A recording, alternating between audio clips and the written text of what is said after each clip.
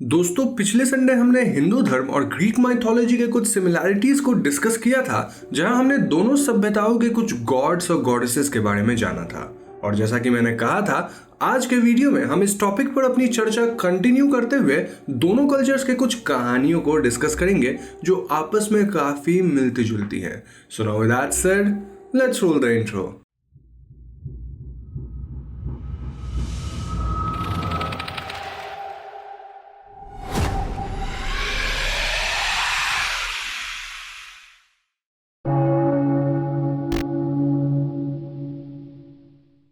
तो पहली सिमिलैरिटी है रामायण में दिखाए गए लंका पर वॉर और ग्रीस के ट्रोजन वॉर के बीच। ये दोनों युद्ध एक औरत के लिए लड़े गए थे।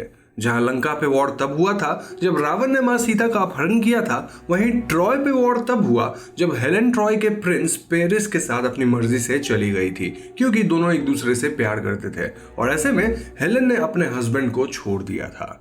ऐसा होने के बाद दोनों कहानियों में कॉन्फ्लिक्ट अराइज हुआ और दोनों ही कहानियों में आर्मी समुद्र को पार करते हुए एक युद्ध पर चल दिए, जिससे लंका और ट्रॉय यानी कैपिटल सिटीज का डिस्ट्रक्शन हुआ। और तो और दोनों कहानियों में बैटल के बाद सीता मैया और हेलेन को अपने अपने राज्य वापस लाया गया था। इतना ही नहीं, ये दोनों बैटल्स एपिक पोएट्री के तौर पे इमोर्टलाइज कर दिए गए हैं, जहां लोग आज भी वॉरियर्स को प्रेज करते हुए उनके लिए गाने गाते हैं। अब दूसरी सिमिलैरिटी है सीता मैया और पर्सेफनी के बीच। जैसा कि हम जानते हैं कि कहानियों में बताया गया है कि सीता मैया को रावण ने उनकी मर्जी के खिलाफ किडनैप कर लिया था, वैसे ही पर्सेफनी को हेडिस ने किडनैप कर लिया था।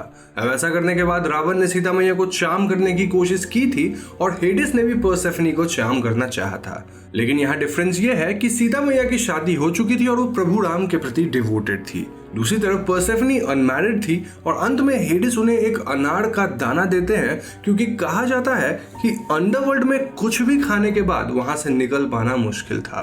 तो ऐसे में यह कॉम्प्रोमाइज किया गया कि पर्सेफनी अंडरवर्ल्ड से कुछ दिन के लिए बाहर जा सकती है, पर साल में एटलीस्ट 1/3 या हाफ टाइम पर्सेफनी को हेडिस के पास अंडरवर्ल्ड में रहना होगा। यहाँ एक और दिलचस्प बात यह है कि भले ही ये कहानियां अलग है, पर अंत में दोनों सीता मैया और पर्सेफनी को अर्थ के अंदर जाना पड़ता है।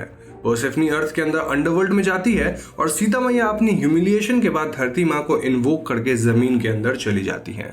एक और सिमिलैरिटी है गुरु द्रोण और एजियस के बीच, जहां बेसिकली दोनों फादर्स को ये फॉल्सली लगा था कि उनके बेटे मारे गए हैं और इसके चलते वो दोनों अपनी जान दे देते हैं। महाभारत के कुरुक्षेत्र युद्ध में कृष्ण द्रोण को हराने के लिए एक प्लान बनाते हैं, क्योंकि गुरु द्रोण को हराना मुश्किल था। भीम अश्वत्थामा नाम के एक हाथी को मार देते हैं और चारों तरफ ये बात फैल जाती है कि भीष्म ने अश्वत्थामा को मार दिया। द्रोण के इकलौते बेटे का नाम अश्वत्थामा था और उन्हें लगता है कि उनका बेटा मारा गया, पर तसल्ली के लिए द्रोण युधिष्ठिर से ये बात पूछते हैं। अब युधिष्ठिर कभी झूठ नहीं बोलते थे, तो वो कहते हैं कि हाँ, अश्वत्थामा मारा गया। पर जब वो ये बताते हैं कि अश्वत्थामा एक हाथी था, तो कृष्ण शंख बजा देते हैं, जिससे द्रोण को युधिष्ठिर के ये शब्द सुनाई नहीं देते। गुरु द्रोण को लगता है कि उनका बेटा मारा गया और वो अपने हथियार फेंक देते हैं, जिसके ठीक बाद धृष्टद्युम्न द्रोण को मार देता है। वैसे ही ग्रीक माइथोलॉजी में जब मिनोटॉर यानी हाफ मैन हाफ बुल को मारने के लिए थीसियस जाते हैं, तो उनके पिता एजिस उन्हें कहते हैं कि अगर वो सही सलामत वापस आते हैं तो उन्हें उनके शिप के सफेद रेड फ्लैग्स को लहराना है। पर जब थीसियस मिनोटॉर को क्रेट में मार के एथेंस वापस आते हैं तो वो सफेद फ्लैग्स लगाना भूल जाते हैं। जब एजियस शिप में ब्लैक फ्लैग्स देखते हैं तो उन्हें लगता है कि उनका बेटा मारा गया और निराश होकर वो समुद्र में कूदकर अपनी जान दे देते हैं। अगली सिमिलैरिटी है ग्रीक माइथोलॉजी में जिक्र किए गए इकरस और डेडलस और हिंदू धर्म के जटायु और संपत्ति के बीच। ग्रीक माइथोलॉजी में डेडलस एक स्किल्ड क्राफ्ट्समैन था जिसने लैब्रिंथ को बनाया था, जहां क्रीट के राजा के ऑर्डर्स पे मिनोटॉर को रखा गया था। लैब्रिंथ को बनाने के बाद डेडलस उनके बेटे इकरस को एक टावर में कैद करके रखा गया था, ताकि वो अपने स्किल्स और नॉलेज किसी और को न दे सके। अब वहां से भागने के लिए डेडलस ने फेदर्स और वैक्स से उनके लिए और अपने बेटे के लिए कुछ विंग्स बनाए। जब डेडलस और इकरस वहां से उड़कर भाग जाते हैं तो डेडलस ने अपने बेटे को आगाह किया कि वो सूरज के पास ना जाए, वरना उसके विंग्स में लगा वैक्स पिघल जाएगा।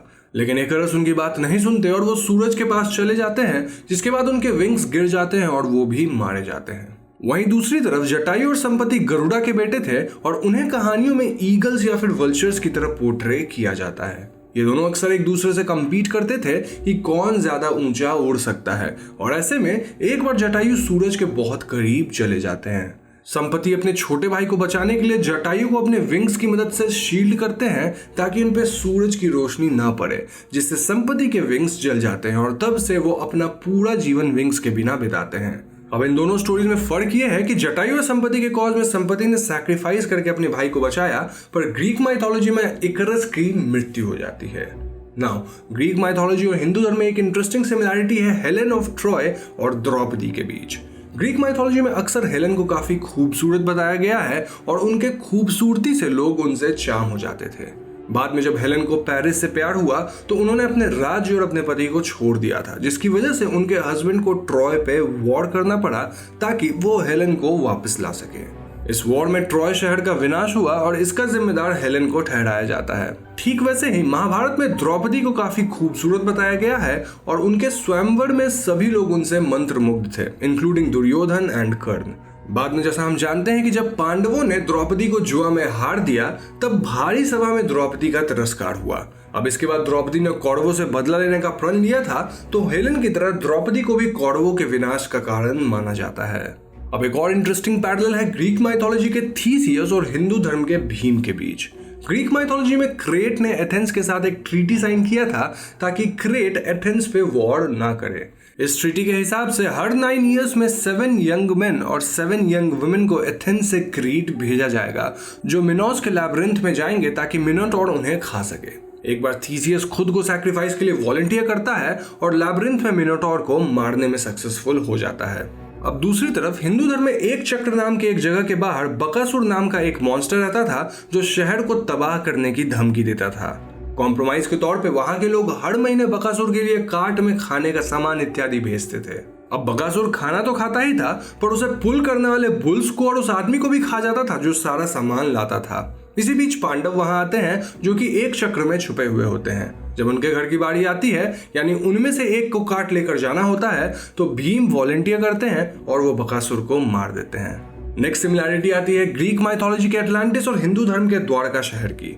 असल में अटलांटिस एक फेमस आइलैंड था और कहा जाता है कि जब अटलांटिस एथेंस शहर को इन्वेड नहीं कर पाया तो अटलांटिस समुद्र के भीतर डूब गया, और वो भी सिर्फ एक ही दिन के अंदर। वहीं दूसरी तरफ हिंदू धर्म के हिसाब से कृष्ण के ऑर्डर्स पे विश्वकर्मा ने द्वारका शहर को बनाया था, लेकिन यादव्स के बैटल के बाद द्वारका का भी वही हाल हुआ था जो अटलांटिस के साथ हुआ था, यानी कि द्वारका शहर भी समुद्र के अंदर डूब गया था। अगली सिमिलैरिटी है दुर्योधन और अखिलीस के स्टोरी के बीच। दरअसल अखिलीस की मां थिएटिस ने अखिलीस को as a baby river Styx में डिप किया था और इससे अखिलीस इनविंसिबल हो गए थे। लेकिन स्टिक्स के पानी में डिप करते वक्त थिएटिस ने अखिलीस को उनके हील से पकड़ा हुआ था, तो क्योंकि स्टिक्स का पानी अखिलीस के हील को छू नहीं पाया था, अखिलीस का हील उनका वल्नरेबल पॉइंट बन गया। और जैसा कि हम जानते हैं अखिलीस की मौत उनके हील पर एक एरो के चुभने से हुई थी। ठीक वैसे ही महाभारत में गांधारी ने दुर्योधन को युद्ध में जिताने के लिए उन्हें नहाकर अपने टेंट में बिना कपड़ों के बुलाया था, ताकि गांधारी अपने दिव्य दृष्टि से दुर्योधन के शरीर को इनविंसिबल बना सके। पर रास्ते में दुर्योधन को कृष्णा मिल जाते हैं जो जानबूझकर दुर्योधन का मजाक बनाते हैं, जिसके बाद दुर्योधन अपने जांग को ढक लेता है। जब गांधारी की दिव्य दृष्टि दुर्योधन पे पड़ती है तो दुर्योधन का पूरा शरीर तो इनविंसिबल बन जाता है, लेकिन उनका ग्रोन और थाई एरिया इनविंसिबल नहीं हो पाता। और जैसा कि हम जानते ही हैं कि दुर्योधन की मौत उनके जांग पर प्रहार होने से ही हुई थी। अब इन कहानियों के अलावा ग्रीक माइथोलॉजी और हिंदू धर्म में कुछ और चीजें भी सिमिलर हैं, जैसे एम्ब्रोसिया और अमृत। जहां ग्रीक माइथोलॉजी में गॉड्स और गॉडेसेस एम्ब्रोसिया का सेवन करते थे जिससे उन्हें इमॉर्टलिटी मिलती थी, वहीं दूसरी तरफ हिंदू धर्म में देवी और देवता अमृत का सेवन करते थे। इतना ही नहीं, एक और सिमिलैरिटी है माउंट ओलंपस और माउंट कैलाश के बीच। जहां ग्रीक माइथोलॉजी में गॉड्स माउंट ओलंपस में रहते थे, जो कि असल में एक रियल माउंटेन है इन ग्रीस और गॉड्स का एक रियल माना जाता है। वहीं हिंदू धर्म में डिफरेंट लोकास का जिक्र है, जिनमें से एक का नाम है शिवलोक, जहां गॉड्स रहा करते थे। इतना ही नहीं, शिवलोक को माउंट कैलाश के द्वारा रिप्रेजेंट किया जाता है, जो कि एक रियल माउंटेन है इन तिब्बत, जिसका काफी रिलीजियस सिग्निफिकेंस है।